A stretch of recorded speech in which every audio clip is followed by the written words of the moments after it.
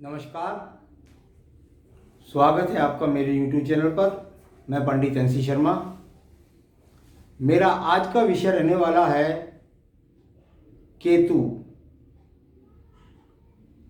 केतु पर्वत केतु पर्वत से मिलने वाली प्राप्तियां, मिलने वाले रोग, मिलने वाली नुकसान, मिलने वाले व्यवसाय, नौकरी, ये मैं सब आपको क्रम से बताने वाला हूं। सबसे पहले आप जाने कि केतु पर्वत होता क्या है।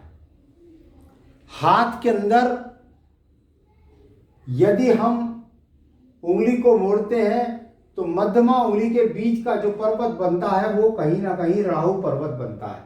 जब इस उंगली को मोड़ेंगे जहां पहुंचेगी वो राहु पर्वत, और उसके नीचे जहां पर आपके प्रथम मणिबंध की शुरुआत होती है उसके ऊपर का जो ये पक्ष है, ये पक्ष कहलाता है यहां पर केतु का पक्ष, यानी इसको कहेंगे केतु।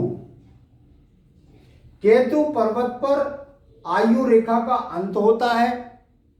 केतु पर्वत से निकलने वाली भाग्य रेखा का उदय होता है। केतु पर्वत से किसी प्रकार के भी दो मुखी रेखाओं का उत्पादन होता है, मछली के चिन्ह से उत्पादन होता है, और साथ ही साथ त्रिशूल से या अन्य चिन्ह मिल जाते हैं।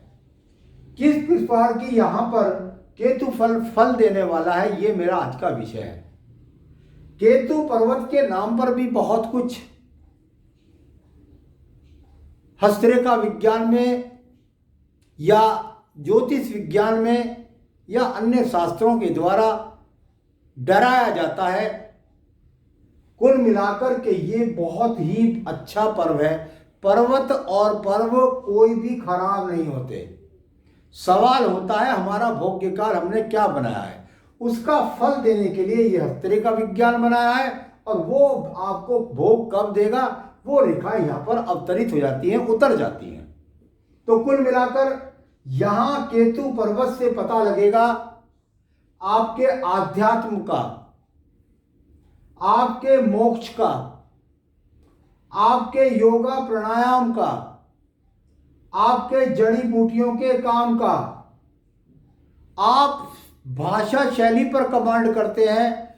किसी भी हिंदी भाषा के अलावा जर्मनी है, जापानी है, या हमारे देश की मलयालम है, उड़ीसा है, कोई भी भाषा है उस पर नियंत्रण करना और उसको सही रूप से उसमें शोध निकालना, तो ये भी केतु का ही काम होता है। छोटे छोटे मशीनरियों के जो पार्ट्स हैं उसको बनाने की इसमें क्षमता होती है, और साथ ही साथ गुप्त रोगों का भी यहीं से पता चलता है। तो जहां मोक्ष प्राप्ति है तो वहां गुप्त रोगों का भी है। अब इसका पर्वत का यदि कोई भी आपका यहाँ पर किसी भी प्रकार से कोई भी चिन्ह नहीं है, ना किसी रेखा का उदय है, ना कोई बुरा चिन्ह है, ना ही किसी प्रकार की कोई बुरी गति है, तो निश्चित समझ लीजिए कि आपके जीवन के अंदर केतु आपका ठीक है। यानी आप ये कोई भी काम करेंगे उसमें थोड़ी बहुत महारत हासिल अवश्य कर सकते हैं।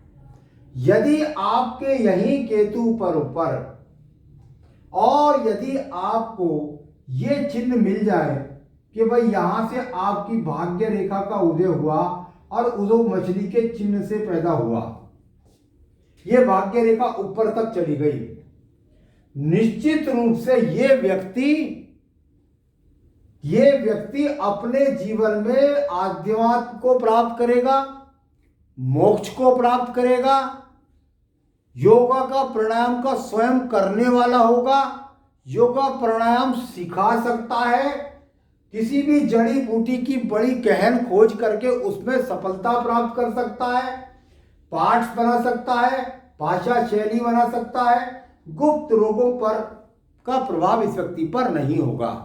तो कुल मिलाकर ये शुभ चिन्ह से शुरुआत व्यक्ति के जीवन में बहुत अच्छी है, और यदि ये शुरुआत भी नहीं है और केवल मछली का चिन्ह भर भी है तो भी व्यक्ति के लिए अपने आप में बहुत सुंदर ये चिन्ह है। इसी में यदि आपको दिखाई पड़े कि भाई यहाँ पर कोई त्रिभुज बन गया है और उस त्रिभुज के द्वारा आपका रेखा का उदय है, या केवल त्रिभुज यहाँ विराजमान है, बहुत गहन तपस्या करता है, बहुत गहन भगवान की आस्था करता है, बहुत गहन पूजा पाठ करता है, और इन कारकों के अंदर ये व्यक्ति भी महारत प्राप्त करता है।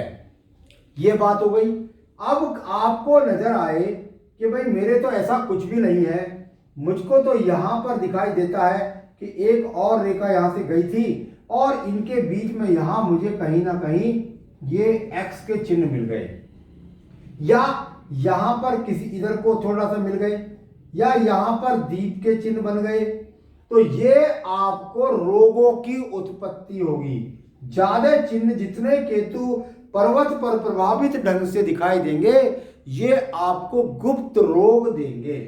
एक बात, इसके अलावा आपको मान लिया इसी पर्वत पर दिखाई देता है कि ये आपका केतु पर्वत है, या आयु रेखा हो गई आपकी, ये आपका केतु पर्वत है, और केतु पर्वत पर आप जान रहे हैं, देख रहे हैं कि यहां से किसी भी रेखा का होकर के गुजरना भी चंद्र पर्वत पर ये अच्छा संयोग ही कहलाता है।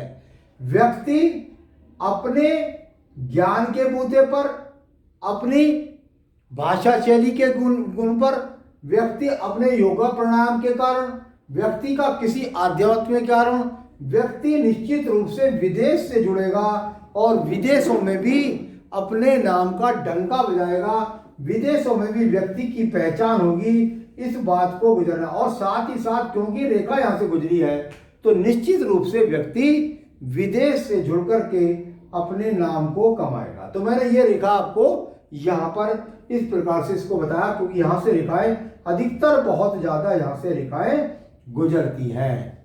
एक और भी चीज देखने को मिलती है, यदि आपका केतु पर्वत है और केतु पर्वत पर यहां से आपको लगातार रेखाएं उठती हुई नजर आए इस प्रकार से, तो ये चिन्ह भी अपने आप में बहुत शुभ के रूप में जाना जाता है। जब ये शुभकारी रेखाएं ज्यादा यहां से उठने का प्रयत्न करेंगी तो व्यक्ति अपने प्रयासों में सतत लगा रहता है, और जो भी इसके अंदर बीमारियां आ गई हैं या कोई भी चीज आ गई है उससे निकल करके व्यक्ति जीत जाता है। कभी कभी यहां पर दिखाई देंगे आपको कि आड़ी रेखाएं बहुत ज्यादा हो गई हैं, व्यक्ति बीमार है, अब बीमार है, परेशान है, भाई किस तरह से ठीक होगा, क्या नहीं होगा। जब तक वो आड़ी रेखाओं का प्रभाव यहां पर है, बीमार है, और जहां एक छोटा सा चतुर्भुज बना, व्यक्ति इस बीमारी से मुक्ति प्राप्त हो जाएगा, इस बीमारी पर विजय प्राप्त कर लेगा।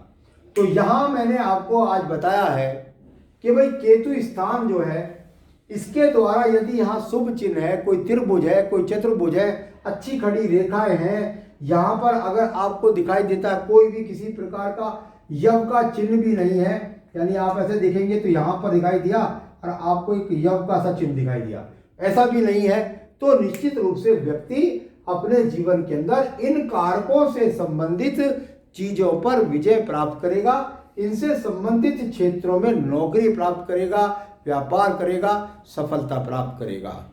तो आज का मेरा विषय रहा केतु पर्वत पर। अन्य विषयों पर भी मैं समय समय पर आपको अवगत कराता रहता हूँ।